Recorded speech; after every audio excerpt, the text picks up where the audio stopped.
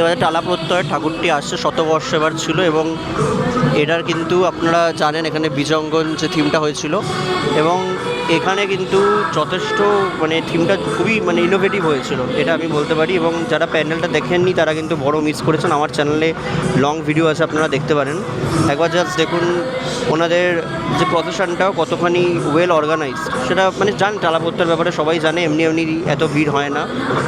তো অনেকে আবার কন্ট্রোভার্সি করার জন্য অনেক কিছু বলে থাকেন, কিন্তু টালা প্রত্যয় কিন্তু প্রত্যেকবারের মতন এবারও যথেষ্ট কাজের মধ্যে একটা শিল্পের ছোঁয়া যেটাকে বলা হয় সেটা রেখেছেন।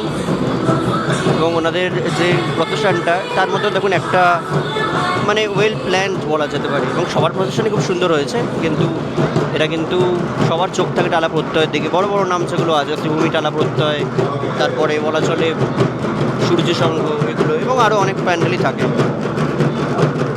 তো আমি পুরো কার্নিভালের ভিডিওটাই শ্যুট করেছি, অলমোস্ট 120টা না হলেও most of the important pandal যেগুলো আছে সেগুলো আমি শ্যুট করেছি। তো আপনারা আমার চ্যানেলে গিয়ে পুরো ভিডিওগুলো, মানে এখানে তো আমি শর্টসে ছোটো ছোটো কথা দিলাম, মোটামুটি পুরো প্যান্ডেলগুলো কিন্তু আপনারা দেখতে পারেন। প্রত্যেকটা প্যান্ডেলেরই কার্নিভালের ভিডিওগুলো কিন্তু আমি করেছি। ঠিক আছে।